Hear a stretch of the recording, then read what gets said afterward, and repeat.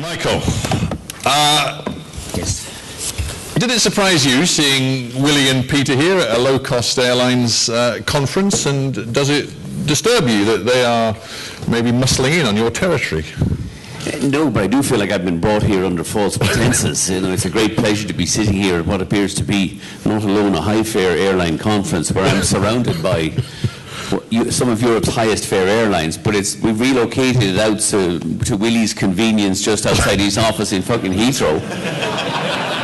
You know what? Can you start putting a little less with the idea of another profit warning given the rate I had to pay in this hotel last night just for the pleasure of taking Willie to breakfast. Jesus.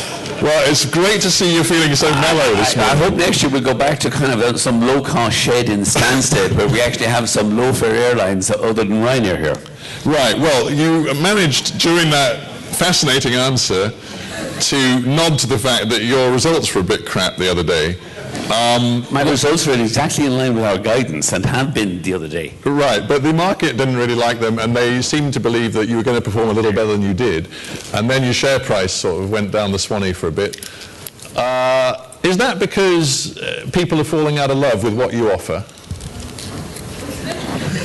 Do you want me to do that for you? Yeah. It's a high-cost bottle of water as well. No.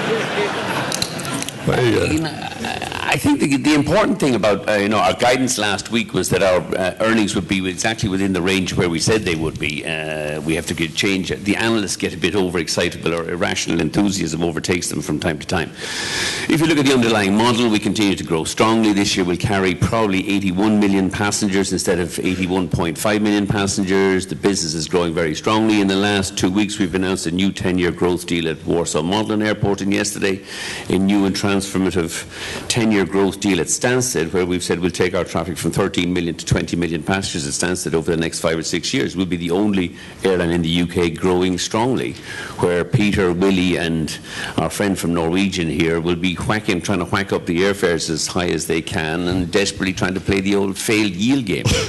But you, I mean, all that sounds absolutely unbelievably wonderful, but you actually sounded quite downbeat last week, and you said that, you know, the times were difficult, you were going to have to take some routes out, and you actually didn't sound super optimistic about it. You obviously weren't on the conference call, Stephen. Well, I wasn't invited. I never sound downbeat, particularly on conference calls. I always regard as a bit of profit warnings as a good opportunity to ram out lots of more cheap prices. Bookings have spiked up in the last 2 weeks on the back of the scribes writing the latest downturn in Ryanair. The business model has failed, yada, yada, yada, yada.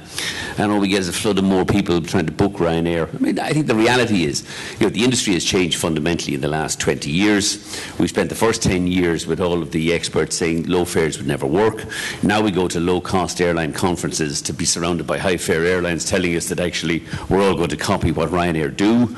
They, as Willie, with the very polished performance, we'll do it slightly differently, so you'll get a discount for not bringing a checked-in bag instead of just flying with Ryanair and get a much cheaper fare for not bringing a checked-in bag. But we drive the agenda, and the high-fare airlines are clever enough and switched on enough to copy a lot of what we do because it's the way forward. Yeah, but you're copying too, aren't you? I mean, you're copying the idea now that it seems you are prepared to at least think about giving people the right to pay for assigned seating. Is that something you're...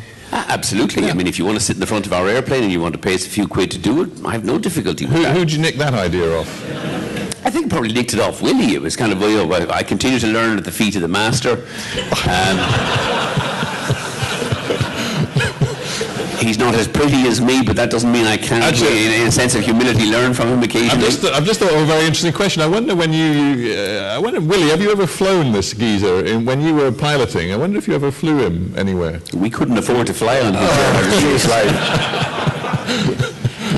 No, I don't think I've ever had him on board. But you mean you kicked him off when he tried to get out? No, I know he has flown with us, and he famously said his beautiful wife flew with Aer Lingus. And what was your joke? That's why she turned up late at the wedding? Anyway, listen, we must get back to business.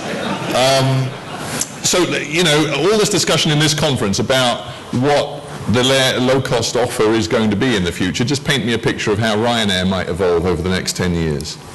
Well, we've already announced an order for 175 new aircraft. They'll deliver over the next 5 years. The traffic will grow from 80 million to about 110 million. A quarter of that growth will now take place at London Stansted in the next 5 years. I think you'll see all of the airlines continue, particularly in the short-haul point-to-point market, continue to lower fares, lower unit costs. A lot of the cost reduction will come at expensive airports and taking out unnecessary handling costs, and continuing to use the internet and digital marketing to take out distribution costs. And then we'll continue, I think, to disintermediate the flying. Whoa, I'm sorry, what does that mean? High fares, basically. You'll disintermediate? Yeah, you'll take out all the things that the high-fare airlines have been trying to persuade us for 50 years and failed, that this is you're getting all these drinks for free and all that kind of stuff. We'll take it out and give people the option if they want to pay for it. How far can you take, I mean, I don't want to use this word disintermediate, but how far can you take the monetizing of every single activity that happens, in terms of a Ryanair flight? For example, can you imagine quite soon charging people for hand baggage? I mean, obviously you already charge them for their check-in, but are you going to start charging everybody for their handbags? I don't think so. I mean, I think the issue of charging for the checked-in luggage was an exercise not so much in revenue generation, but in cost reduction. I mean, the transformative thing about charging for the checked-in luggage is that we've persuaded 60% of our passengers to no longer fly with checked-in luggage. They have a much better travel experience because they no longer waste 2 hours of their lives in front of a check-in desk at an airport and wait half an hour to carousel on arrival for the bags, unless, of course, they flew KLM, where someone will never see the bag ever again. It's gone to one of their 9 points in China when the poor old passenger's gone to London. Peter, don't worry, there's going to be a right of reply later, so you... Or just let's make it interesting. Peter's got his fist clenched. I suspect in time the airlines will probably... if you look at the development, particularly in the States, I think they'll probably use charging for carry-on bags as a way of getting rid of the bigger carry-on bags. I think there will always be a free carry-on bag, but again, it's a bit like charging for the checked-in bags. You change customer behavior through charges, not as revenue-generating activities, but as a way of changing customer behavior. And we've all been through American airports where you see, the greatest respect, overweight Americans with 6 bloody bags, and it takes half an hour to get through security. There's no reason for them to have 6 bags. 1 bag is fine. But I think in time the airlines will work, particularly on the short-haul point-to-point stuff, at using charges to persuade passengers to travel with smaller carry-on luggage. You're delivering that sentence in a very sort of neutral third-person way, but what you seem to be saying is... kind of guy. What you seem to be saying is, I am actively considering a charging system for hand baggage, which will, deter people from bringing on big and handbags. No, honestly, yes? Is that what you're thinking about right now? No, because we deter people from bringing on big handbags by torturing them at check-in at boarding gates. If they show up with a big carry-on bag, it goes in the hold and they pay 40 quid. We don't need to do that. I suspect, we genuinely are not planning to charge for carry-on bags, partly because we intend to continue to try to lower the number of passengers, and we're down to 20% now of passengers who travel on Ryanair with a carry-on bag. It's much more cost-saving. If you get rid of the checked-in bags, you get rid of all of the wasteful and shitty processes that the airlines inherited. Check-in desks, check-in staff, boarding gates, baggage carousels, all that crap associated with the high-fare airlines. Lost bags disappear forever if you just get rid of the checked-in bags. The simplest way of carrying bags is tell the passenger, carry your own bag down to the plane, then you'll never lose it. Yeah, now, let's talk growth for a minute. You talked about Stansted, big ambitions to grow there. Obviously, Warsaw, I think you just mentioned. How far do your horizons reach? Do you want to go beyond Europe? Do you want to, I don't know, maybe I'm talking nonsense, maybe you're already looking at it, but Turkey, North Africa, where's Ryanair, in terms of growth and expansion, where's Ryanair looking next?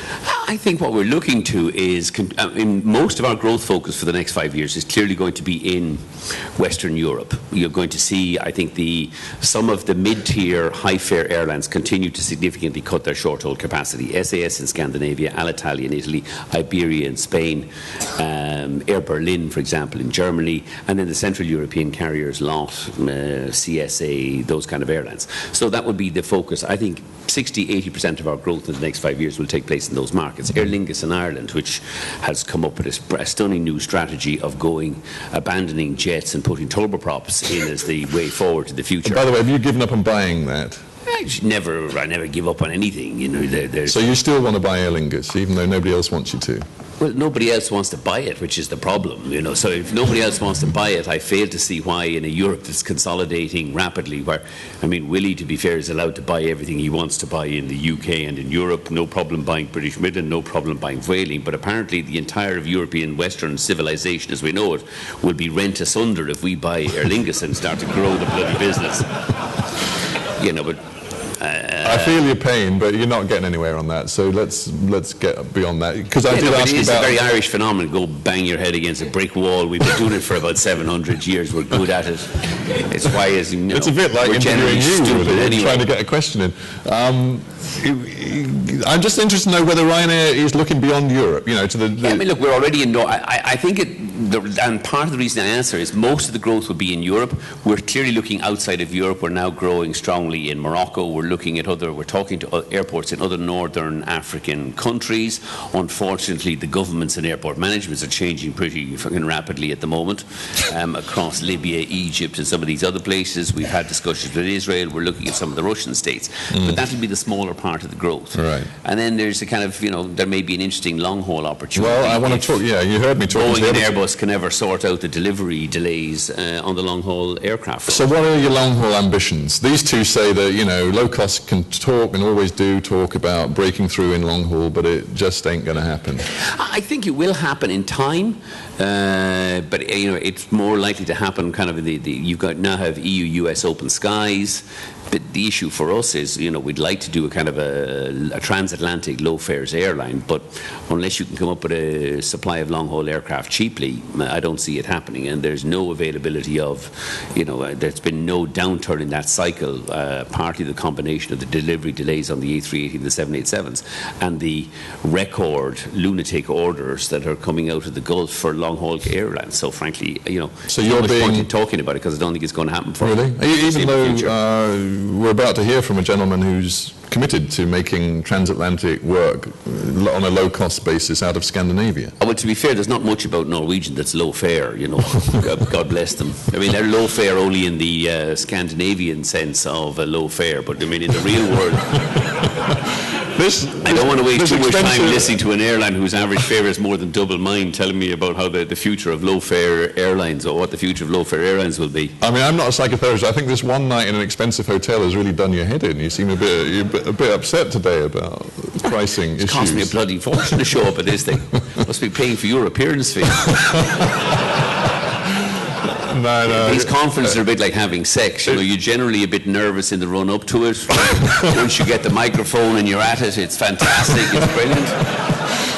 And then afterwards, I get paid.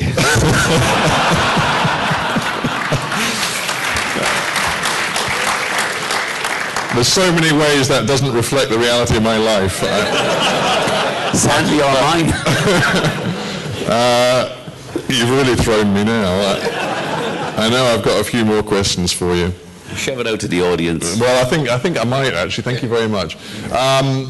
We've got Michael one-on-one for a bit, and then we'll have the panel. But who wants to? Yeah, sir, you've got your hand up. Let's start with you. Good morning, Richard Bodin from FastJet. I've heard it from very good authority, Mr. O'Leary, that you have been looking south of the Sahara to establish Ryanair.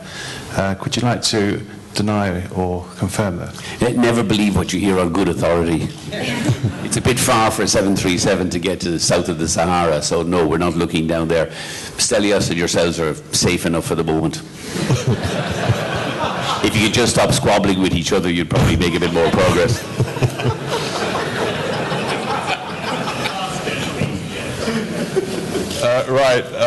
Who else has got a question for Michael? Yes, ma'am. We'll get you a microphone. Just hang on a second. Blonde, I'll give her a microphone. Hi, it's Suzanne Todd from Morgan Stanley. Just a question about the ancillary fares, Michael, versus your passenger fares. At your recent I appreciate non-technical profit warning. You mentioned that ancillary fares remained very strong, but you were seeing weakness in the ticket fares. I find that slightly strange that the ancillary fares would remain so strong, but the underlying fares would decrease. If you could just comment on that. I think people get a bit too caught up on these kind of, I don't think it was a technical profit warning. It was just a profit warning. Let's not be too technical about it. We think the pricing is a bit soft. I think what's been happening through the year is pricing has been generally soft, but we've been running around kind of inventing reasons why, Q1 was soft, but Easter was in the previous year, Q4. July was soft, but we had a heat wave. And, there was a lot of anecdotal evidence that people, including Mrs. O'Leary, didn't want to fly south for the summer holidays because the weather in the UK, Ireland, Scandinavia was pretty good. August was fine. But then as we move into September, October, and November, it looks a little bit on the soft side, but nothing catastrophic. And I think that's a great opportunity for us. Go out there and let's dump a lot of low prices out there, particularly as we move into the winter period. I think ancillary performance is very strong within Ryanair.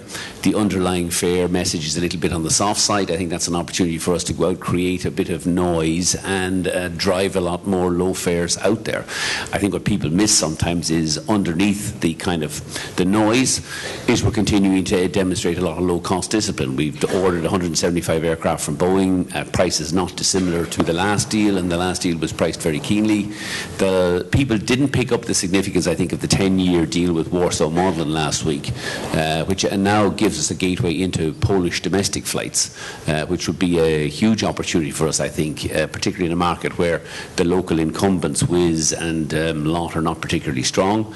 And yesterday's deal with Stansted paves the way for an enormous surge in growth in the London market, but that has performed pretty strongly for the last year or two because it hasn't had a lot of growth or competition. In fact, if you look at the airlines in Stansted, they've been cutting back capacity in response to the BA's price increases. Ryanair, we've been taking our aircraft to other bases in Europe, and EasyJet has been taking its aircraft, as you know, following a strategy of flying to all those centrally located airports like Southend, which is just down the Mall and turn left. I've thought of another question I need to ask you, but is there anybody else who'd like to ask Michael a question right now? Before we hear from another high-fare airline. Yeah, there's a question there. Go on. Michael, this is Swami Colton from NIIT. I wanted to ask you, because you have great ideas as to how to make profit in an airline. If you were long haul, what would be the first thing you would do to be profitable? Lower the fares. I think the prices on long haul flying are too high. I think there's an opportunity to start up a long haul airline, particularly in a deregulated market like Europe, US. To start off with a clean sheet of paper with new low-cost aircraft, more efficient crew agreements. So if you could get the aircraft at a price you thought was reasonable, what do you think, what would be your best ballpark right now for a Ryanair fare across the Atlantic? And $10. No, come on. $10.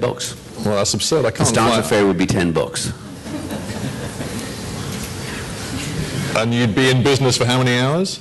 I think we'd be, they said that when we started at Ryanair back in 1991, offering, at the time, never to be repeated £99 airfares. We're now down to 15 quid one way, which includes Osborne's £13 UK APD. This can be done. I mean, clearly not all the seats will be at $10, but the starter pricing in economy will be $10. There will be a business class. It's not going to be all low fare. And I think there's an opportunity, particularly from the continent of Europe. And I think if you look at the UK market, it's particularly well served. The market is historically some of the top 5 of the top 10 transatlantic routes all serve London. I wouldn't dream of trying to compete with Willie out of Heathrow, but there are a lot of cities in Europe where I think there's substantial growth competing with pretty weak incumbents. But you're not going to do it at the moment? Not until we get some planes, no. What always intrigues me when I meet you and have a chat with you is you have always taken the view there is no such thing as bad publicity, right? So even I've now, always accepted safety from that. But safety apart, there's no such thing as bad but that's publicity. what I just wanted to get to, safety. I mean, you know, over the last year there have been all these rumblings about the way you operate in terms of your fuel capacity and the instructions given to pilots, the amount of pressure put on them to land with the absolute minimum amount of fuel left. Talk about diversions on routes when storms have affected the fuel consumption and, you know, you haven't had enough fuel to get to your destination.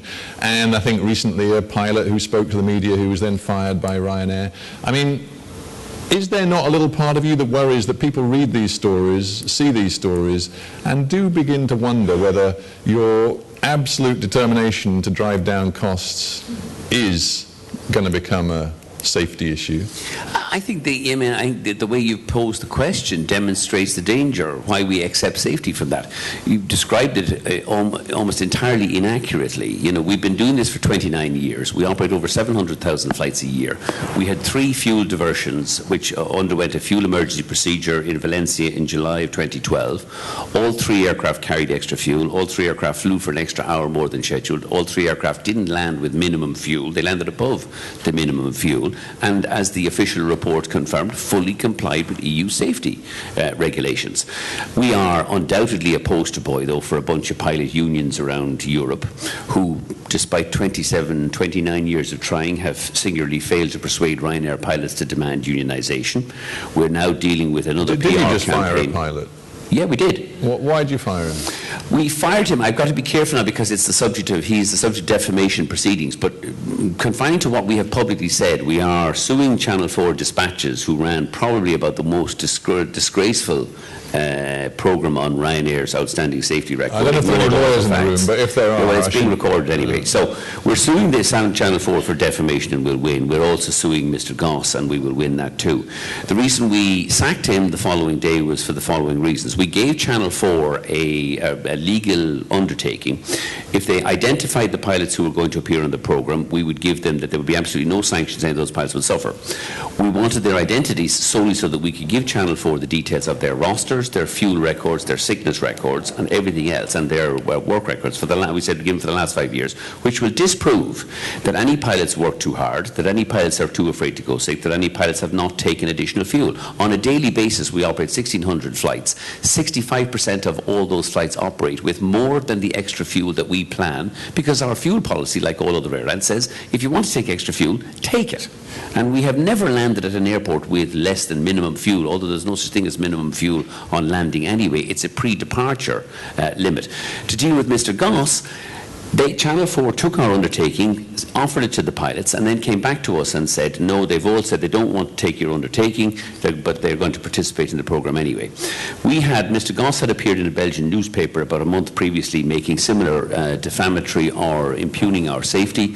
We had gone through a disciplinary process with him. He had given us a written confirmation on the 10th of July saying he has no concerns whatsoever with Ryanair's safety, and then appeared on a Channel 4 programme 3 weeks later, questioning not just Ryanair's safety, but the entire Irish aviation safety regime. You can't have it both ways. You can't on the one hand write and tell us as a serving pilot that you've no concerns with our safety. If you do have concerns, you have a legal obligation to report those through the Irish Aviation Authority's confidential safety reporting system, but you don't get to go on TV and defame our safety that we've spent 29 years investing in. So in this instance, there is such a thing as bad publicity. I just wonder whether you're worried. Absolutely. Yeah. I don't worry. I mean, in the sense that, on a daily basis, we take more than 250,000 bookings. We'll continue to grow. I think our customers have long since seen through these kind of false claims put about by lazy journalists, some of whom question Ryanair's safety, that we have spent over 29 years building up. We have also then the independent confirmations, not just from the Irish Aviation Authority, but the CA and all of the other safety authorities around Europe, who repeatedly inspect Ryanair on SAFA inspections and everything else, and actually confirm we're run a very good, tight operation with no safety concerns. We should, but if a pilot union wants to have a pop at Ryanair on our terms and conditions, contracts, whatever you want, fine, shoot at us. Accuse us of being Siberian salt miners if you like, but you're not having a pop and you're not questioning our safety, and we're also not about to allow various lazy journalists in the media question our safety. I'd love to meet these lazy journalists. God, I really... There's a few of them sitting in this room. But no, finally on this, there is an issue. And I think there is a serious issue with this. I think the one thing that all of the airlines as a group, particularly in Europe, have not, we'll compete about, we'll slag each other off, we'll criticise our service and everything else. As a group, we have not and have stayed away from criticising anybody's safety because, frankly, the safety standards in Europe are very high, and the standards to which all of the European airlines and the European regulators deliver on a daily basis are excellent. The record speaks for itself, and it should not be impugned by anybody. Right, well that's cleared that up then. But just before I'll leave you alone for a bit, one more question. It's not about safety, but it's about morale. You know, we've had Willie over here talking about changing cultures, how difficult it is and how many years it takes and what a long-term investment it is. I mean, you've got a particular culture at Ryanair, but do you sometimes worry that given your determination not just to drive down costs, but to keep those costs as bloody low as possible, that morale amongst your staff and the way in which customers see the public expression of your staff, that it sometimes leaves a little to be desired? I don't think so. I mean, the morale among my staff has never been higher. Anybody who questions the morale gets beaten around the head until the morale improves, and the beatings will continue until the morale improves. I mean, if you look at the acid test of morale within any company is the rate of turnover. Our rate of turnover among the pilots is less than 1% a year. How does that compare with you, Willie? It would be similar, yeah. Right. But it's slightly different approach to it. But I always define morale as confidence in the future, and I suppose if you're a Ryanair employee, you'd have to have confidence in the future of the business. I think one thing that drives morale is, how much job security have you got?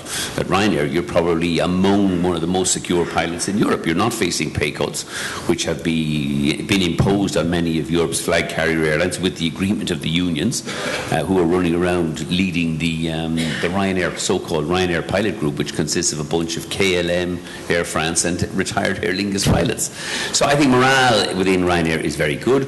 We've just redone a 5-year pay deal with all the cabin crew at our 57 bases. 10 of the pilot deals came up this year and they've all been renewed for another 4 or 5 years. So the only evidence of kind of questionable morale comes from a KLM pilot and an Air France pilot rabbiting on about representing or the need for trade union. I mean, you talk to Ryanair pilots, they look around and they see, Lufthansa pilots agreeing pay cuts, SAS pilots agreeing job cuts and pay cuts. Why the hell would you want to be represented by those dingbats?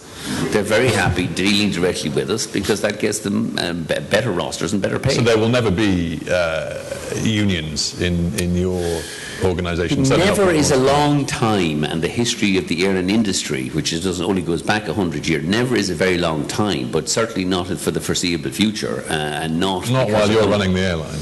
That again, I expect to be gone in the next 2 or 3 years. But you did tell me that about 5 years ago. There certainly won't be any unionisation during that period of time. I can confidently assert that. Okay.